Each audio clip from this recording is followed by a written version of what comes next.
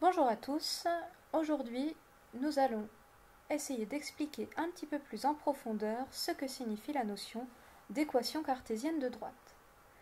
Pour commencer, nous allons regarder le premier théorème de cette deuxième partie du cours. Ce théorème nous dit pour commencer que toute droite admet une équation de la forme ax plus by plus c égale 0 avec a, b et c qui sont des réels, et de telle sorte que a et b ne valent jamais 0 simultanément. Avant de parler un peu plus de cette équation cartésienne, essayons de nous rappeler un petit peu ce que c'est qu'une droite. Une droite, c'est un ensemble de points alignés et mis bout à bout. C'est un cumul de points en fait qui s'alignent. Une droite est formée de tout plein de points mis bout à bout.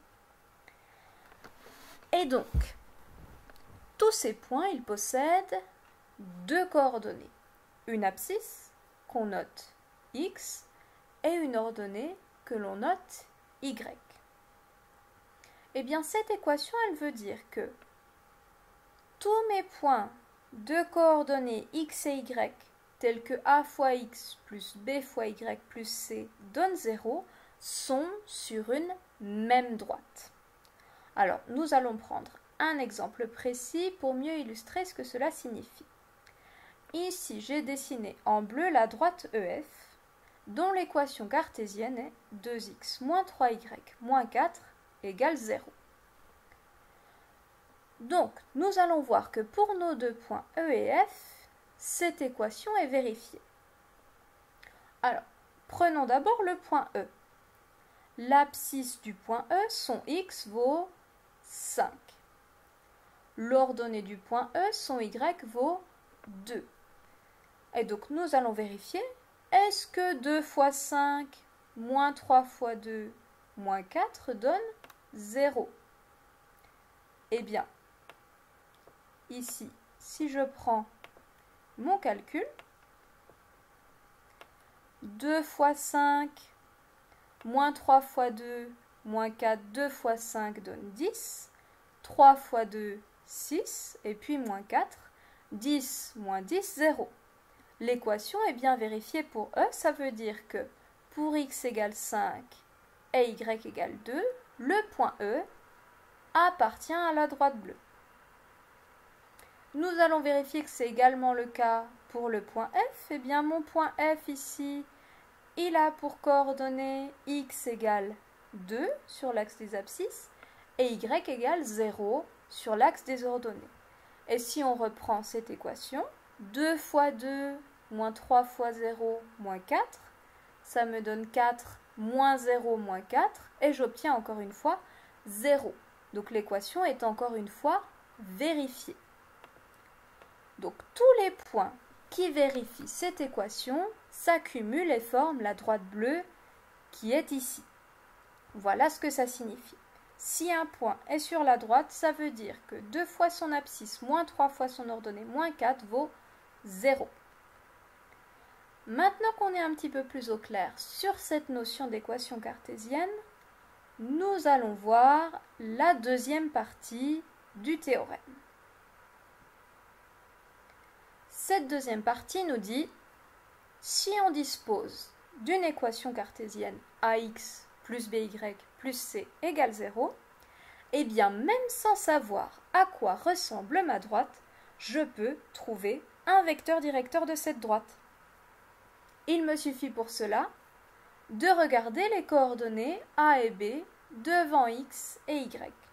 Mon vecteur directeur va être moins b, donc ce b qui vient du coefficient devant y, et de deuxième coordonnée a, ce a qui est devant x. Nous allons le vérifier avec l'exemple précédent. On sait très bien lire graphiquement un vecteur directeur. Donc c'est ce que nous allons faire. Ici, nous allons aller de E à F et lire graphiquement un vecteur directeur. Pour aller de E jusqu'à F, ou plutôt de F jusqu'à E, il nous faut 1, 2, 3 vecteurs i. Et puis, 1, 2 vecteurs j. Ainsi, un vecteur directeur de ma droite va être 3, 2.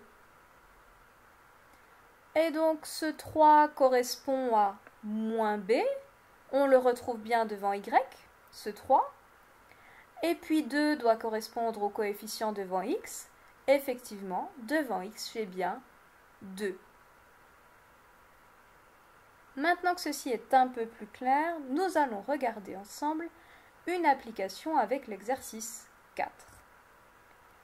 Dans l'exercice 4, on vous propose plusieurs équations cartésiennes et il faut, dans chaque cas, déterminer un vecteur directeur.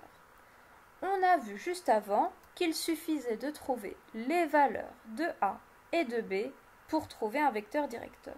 Alors allons-y.